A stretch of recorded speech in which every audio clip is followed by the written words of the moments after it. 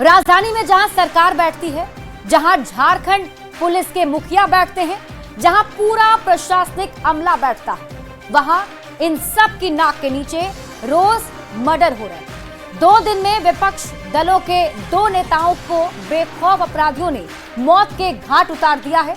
आए दिन रांची में हो रही हत्याओं से लोगों के अंदर आक्रोश है। ऐसे में बड़ा सवाल है कि क्या बदमाशों के भीतर से खाकी का खौफ मिट गया है? ये रिपोर्ट देखिए।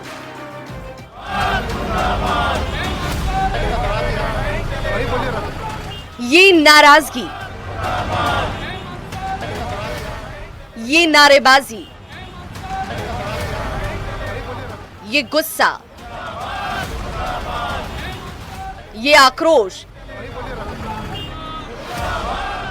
झारखंड में इन दिनों बिगड़ती जा रही कानून व्यवस्था को लेकर है। दूर सुदूर तो दूर की बात, हेमंत सरकार की नाक के नीचे राजधानी रांची में बेखौफ अपराधियों का बोलबाला है। 2 दिन में विपक्ष के 2 बड़े नेताओं की हत्या से झारखंड में बवाल मचा हुआ है। बीजेपी नेता अनिल महतो टाइगर की चिता की आग अभी ठंडी भी नहीं हुई थी कि सरे शाम पंडरा इलाके में बदमाशों ने आजसू नेता भूपल साहू की गला रेत कर हत्या कर दी। देखिए, ये सरकार पूरी कोयला और बालू तस्करी में लगी हुई है। यहाँ के आम जनता को घर से बाहर भी निकलना जुर्म है और आदमी दुकान में घुस के मर्डर कर दिया जा रहा है। ठीक है, यहाँ पे योगी मॉडल होना चाहिए, जो क्राइमर को शूट एंड साइट का ऑर्डर होना चाहिए। लोग भयभीत है, लोग डरा हुआ है। गुरुवार की शाम पंडरा इलाके में आजसू नेता भूपल साहू जूते चप्पल की अपनी दुकान में बैठे हुए थे। तभी ग्राहक के भेष में बदमाश विशाल फुटवियर में पहुंचे और भूपल साहू के सिर को धड़ से अलग कर दिया। खून से सनी ये सीढ़ियां और फर्श पर फैला ये खून इस बात की तस्दीक करता है कि कितने भयावह तरीके से अपराधियों ने भूपल साहू को मौत के घाट उतारा है। हैरानी की बात ये कि घटना स्थल से थोड़ी ही दूरी पर सत्संग चल रहा था। सैकड़ों लोगों की भीड़ थी, फिर भी अपराधियों का दुस्साहस ऐसा कि वारदात को अंजाम देकर वो आसानी से चलते बने। सभी टीम जो है इनके विवाद के पीछे लोग पता करने का प्रयास कर रहे हैं क्या विवाद है और किन वजहों से ये घटना हुई। राजधानी में 2 दिन में 2 चर्चित हत्याकांड में रांची पुलिस को कटघरे में लाकर खड़ा कर दिया है। पुलिस अभी पहली हत्या की गुत्थी को सुलझा भी नहीं पाई कि बेखौफ बदमाशों ने एक और बड़ी चुनौती खाकी के सामने पेश कर दी है। लचर लॉ एंड ऑर्डर को लेकर अब आम लोगों का गुस्सा फूट पड़ा है। पंडरा, रातू और कमड़े इलाके में सैकड़ों लोगों ने सड़क पर उतरकर प्रदर्शन किया। इधर सत्ता पक्ष और विपक्ष के नेता भी एक दूसरे से भिड़ गए हैं। इस सरकार और इसके पुलिस प्रशासन में इतनी भी शर्म नहीं है, इतनी भी हया नहीं है कि वो कानून को दुरुस्त कर पाए और शाम होते होते फिर एक मर्डर, एक आजसूब के नेता की हत्या हो जाती है। पिछले सरकार की अगर आप तुलना में देखें तो पिछली सरकार में, भारतीय जनता पार्टी की सरकार में, सरकार की सरपरस्ती में अपराध फल फूल रहे थे। फिलहाल न तो हत्या की वजह का पता चल पाया है और न ही अपराधियों के बारे में कोई सुराग ही मिल पाया है। हालांकि हत्या से हाहाकार चारों ओर मचा हुआ है। लोगों का आरोप है कि विधि व्यवस्था ध्वस्त हो चुकी है। अपराधियों में पुलिस प्रशासन का कोई खौफ ही नहीं रहा। देखना होगा कि पुलिस अपने इकबाल को बहाल करने में कब तक सफल हो पाती है। रांची संवाददाता ओम प्रकाश, संजय सिन्हा और गौरव झा के साथ ब्यूरो रिपोर्ट, न्यूज़ 18।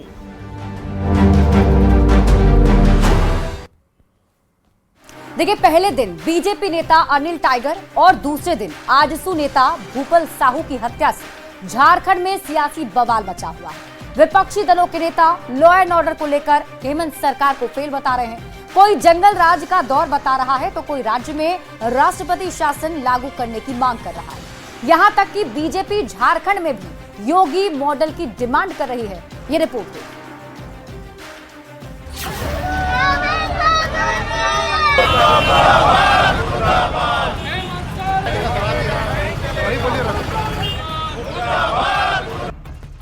सड़क पर उतरे ये लोग इस बात पर नाराज हैं कि झारखंड में आपराधिक घटनाएं बेहताशा बढ़ रही हैं और बेलगाम हो चुके अपराधी एक के बाद एक कई बड़ी वारदातों को अंजाम दे रहे हैं। ये लोग आक्रोशित हैं और डरे हुए भी हैं। सरकार से सवाल कर रहे हैं कि जब बदमाशों में खाकी का खौफ ही नहीं रहा तो इनकी सुरक्षा कौन करेगा। कानून व्यवस्था के मुद्दे पर जमकर सियासत भी हो रही है। लिहाजा विपक्ष में बैठी बीजेपी ये चीख कर कह रही है कि झारखंड में भी अब जंगल राज आ गया। बंदी के बीच भी प्रशासन इतना कमजोर है कि उस जगह पर फिर कला रखती है। ये शहर के अंदर का है, ये जंगल राज हो चुका है। आपका दिन और रात कोई मतलब, ये जंगल राज हो चुका है। झारखंड में कई महीनों तक सरकार चलाने वाले चंपाई सोरेन का सीधा हमला हेमंत सोरेन पर है। पूर्व मुख्यमंत्री और बीजेपी विधायक चंपाई सोरेन राज्य में लॉ एंड ऑर्डर की विफलता के कारण झारखंड में राष्ट्रपति शासन लगाने की मांग कर रहे हैं।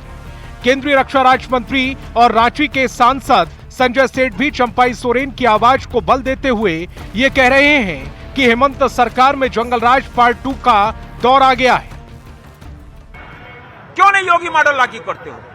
पूरा देश योगी मॉडल लागू कर रहा है और आप अपराध कर्मियों को संरक्षण दे रहे हैं। घटना तो होगी। पहले बीजेपी नेता अनिल टाइगर और फिर आजसू नेता भूपल साहू की हत्या से रांची के भी होश फाख्ता है। इन दोनों हत्याकांड से पुलिस प्रशासन को झकझोर दिया है। विपक्ष को सरकार पर निशाना साधने का मौका मिल गया। ऐसे में सत्ताधारी दल के नेता ये कहकर लाश बचा रहे हैं कि दूसरे राज्यों में कानून व्यवस्था झारखंड की तुलना में और बदतर है। ये हम लोगों से बेहतर कोई नहीं जानता। हम लोगों ने कई सांसद विधायक को खोया है और भाजपा शासित जब प्रदेश ये था उस समय ऐसी घटनाएं होती थी। एक चुनी हुई सरकार जो राज्य की जनता के हित में काम कर रही है, वहां पर राष्ट्रपति शासन लागू करने की मांग उनकी कुंठित मानसिकता का परिचायक है। एक और राजधानी रांची में हत्याओं का दौर जारी है, दूसरी ओर सियासत का। पक्ष और विपक्ष में लॉ एंड ऑर्डर को लेकर तल्खी बढ़ती जा रही है। बीजेपी झारखंड में भी उत्तर प्रदेश की तरह योगी मॉडल की मांग की जा रही है। देखना होगा हेमंत सरकार अपराधियों से किस तरह निपटती है। रांची संवाददाता संजय सिन्हा, गौरव झा और निरंजन सिंह के साथ ब्यूरो रिपोर्ट, न्यूज 18। और अब रुक कर लेते हैं अगली खबर की ओर। रांची में लंबे समय से चलता आ रहा सिरम टोली फ्लाईओवर रैंप विवाद अब थमता हुआ नजर आ रहा है। हेमंत सरकार ने आदिवासी संगठनों की मांग पर सिरम टोली फ्लाईओवर रैंप को 6 मीटर छोटा करने का फैसला लिया है, पर इसके बावजूद भी सियासत नहीं थम रही। क्यों फिर से शुरू हो गई है सिरम टोली फ्लाईओवर रैंप विवाद को लेकर राजनीति? आप इस रिपोर्ट में देखिए।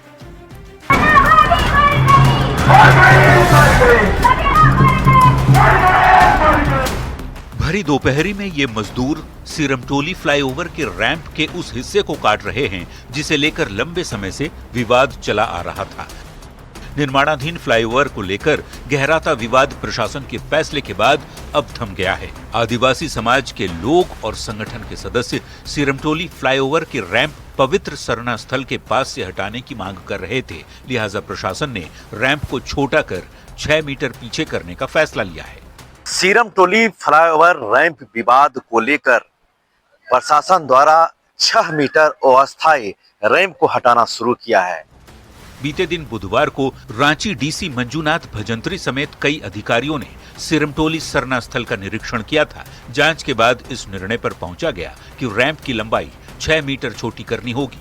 आगे से रैंप के हिस्से को काटकर हटाना पड़ेगा और अगले ही दिन रैंप को काटने का काम भी शुरू हो गया। केंद्रीय सरना स्थल सिरमटोली बचाओ मोर्चा की यही मांग थी कि सिरमटोली फ्लाईओवर के रैंप को सरहुल से पहले हटा दिया जाए। ऐसे में सरकार इस काम को जल्द पूरा कर लेना चाहती है ताकि सरहुल पर्व में फ्लाईओवर रैंप के कारण शोभा यात्रा में कोई परेशानी न हो। जो लोग आंदोलनरत हैं वो हमारे अपने लोग हैं, उनकी सरकार है, फिर उनको अविश्वास नहीं करना चाहिए, किसी दूसरे दल के नेताओं के बहकावे में नहीं आना चाहिए। हेमंत सरकार रैंप विवाद को सुलझाने का दावा कर रही है, पर बीजेपी आरोप लगा रही है कि सरकार आदिवासियों को गुमराह कर रही है। आदिवासी मुख्यमंत्री हेमंत सोरेन आदिवासियों का ही ख्याल नहीं रख रहे। सिरमटोली फ्लाईओवर के पास बड़ी संख्या में आदिवासी समाज के लोग शामिल होते हैं, लेकिन इसका ख्याल सरकार नहीं रख रही। कौन ऐसा कमिटी बना है, कौन ऐसा इंजीनियर लोगों के साथ बैठक हुई है जो रैंप हटाने का जो निर्णय लिया गया है? ये हेमंत सोरेन जी की सरकार और हेमंत सोरेन जी ये सिर्फ आदिवासी को ठगने का काम कर रहे हैं। क्योंकि भारतीय जनता पार्टी जब आग बुझ जाती है तो फिर अपनी राजनीतिक स्वार्थ पूर्ति के लिए उसको लहकाने का प्रयास करती है, क्योंकि उनको वोट बैंक चाहिए। बीजेपी का आरोप है कि हेमंत सरकार सिर्फ लॉलीपॉप थमा रही है। हालांकि झारखंड सरकार के इस फैसले से आदिवासी संगठन कितने संतुष्ट हैं, ये तो आने वाला वक्त ही बताएगा। देखना होगा सरहुल शोभा यात्रा में कोई परेशानी आती है या नहीं। रांची संवाददाता।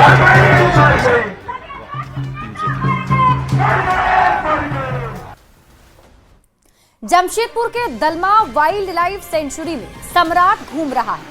2 महीने से डेरा डाले सम्राट नाम के बाघ की वजह से वन विभाग में खुशी का माहौल है और बाघ की हर एक गतिविधि पर पैनी नजर रखी जा रही है। आखिर क्यों खास है सम्राट और क्यों खुश हैं वन विभाग के लोग, जानिए इस रिपोर्ट के जरिए। दलमा में गूंज रही दहाड़, सम्राट का बना नया ठिकाना। 2 महीने से बाघ ने डाला डेरा, हर मूवमेंट पर वन विभाग की नजर। जमशेदपुर में वन विभाग के अधिकारी और कर्मचारी बेहद खुश दिख रहे हैं। दरअसल दलमा के जंगलों में बाघ ने डेरा डाल दिया है। बाघ का नाम सम्राट है और इसकी चहलकदमी से पूरा इलाका गुलजार दिख रहा है। करीब 25 साल बाद ऐसा मौका आया है जब जंगल में बाघ ने अपना ठिकाना बनाया है। वन विभाग की टीम ट्रैकिंग कैमरे के साथ अलर्ट मोड में है। जंगल में 100 से ज्यादा ट्रैकिंग कैमरे इंस्टॉल किए गए हैं, जिससे बाघ की हर गतिविधि पर नजर रखी जा रही है। पिंडरा बेड़ा के पास बाघ की नई तस्वीर कैमरे में कैद हुई है। इसमें बाघ सम्राट की पहली बार नजदीक से तस्वीर आई है। फोटो में बाघ स्वस्थ है और हाल ही में उसने सांड और बैल के साथ एक मोर को भी अपना निशाना बनाया है। डीएफओ ने खुद इसकी पुष्टि की है। दरअसल दलमा बाघ के आवासन के लिए काफी बेहतर जगह है। यहाँ पर्याप्त भोजन और पानी है, साथ ही आबो हवा भी अच्छी है। वन विभाग के अधिकारी की माने तो बाघ इंसानों से दूर घने जंगलों में रहता है। ऐसे में लोगों को बाघ से डरने की जरूरत नहीं। तो 25 साल बाद दलमा में अब फिर से बाघ की दहाड़ सुनाई दे रही है, जो वन विभाग के लिए बड़ी खुशखबरी से कम नहीं। और अब वन विभाग बाघ को जंगल में बनाए रखने की कोशिशों में जुटा है।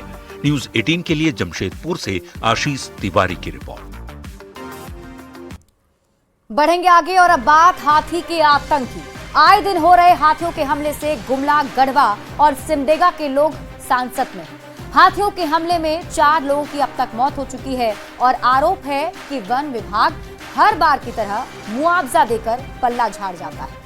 अब मांग उठ रही है समस्या के स्थायी समाधान की, ताकि हाथियों के साथ आम लोग भी शांति से रह सके। क्या है पूरी खबर, जानिए इस रिपोर्ट में।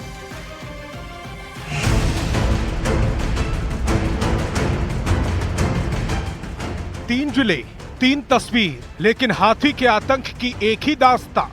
ये कहानी है झारखंड के जिलों की, जहां हाथियों के झुंड का उत्पात जारी है।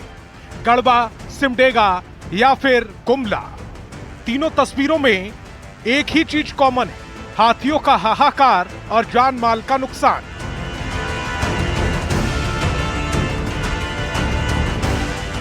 सबसे पहले बात गढ़वा की करते हैं, जहां रमकंडा में हाथी ने जंगल में महुआ बीनने गई एक महिला को कुचलकर मार डाला। वन विभाग की टीम मौके पर पहुंची और परिवार को आर्थिक मुआवजे के रूप में 50,000 की सहायता दी। 7:30 बजे देखे थे पार होते हुए। अच्छा, आप लोग कहाँ थे? आप लोग तो महुआ तर थे। महुआ तर थे? हाँ। महुआ चुनने थे? महुआ चुनने तो चिल्लात जा रहा था। चिल्लात जा रहा था? तो बाद में पता चला कि यहाँ जो है, जब चिल्लाने लगा इधर आदमी तो दौड़ा तो देखा यहाँ आदमी कोई इस तरह का घटना। सिमडेगा के भी बानों की यही कहानी है। जंगल में महुआ बीनने गई महिला पर हाथी ने हमला बोल दिया, जिसमें महिला की मौत हो गई। यहाँ भी वन विभाग की ओर से 10,000 का मुआवजा दिया गया और हाथी को भगाने में वन विभाग के जुटने की बात कही गई। एक महिला को हाथी के द्वारा कुचल दिया गया और उसका मौके पर ही मौत हो गई है। ये तस्वीर गुमला की है, जहां जंगली हाथी ने 3 लोगों पर हमला कर दिया। हाथी के हमले में 2 लोगों की मौत हो गई। मृतक में एक बुजुर्ग और एक महिला शामिल है। देवगांव चापाटोली में हाथियों के आतंक से खौफ का माहौल है। 6 बजे सुबह में दो आदमी को एक घायल किया, एक का मौत हो गया, एक इलाज चल रहा है। एलिफेंट रिजर्व एरिया में बसे इलाकों में हाथियों की गतिविधियां बढ़ रही हैं और हाथियों के रास्ते में पड़ने वाले गांव के लोगों को इसका खामियाजा भुगतना पड़ रहा है।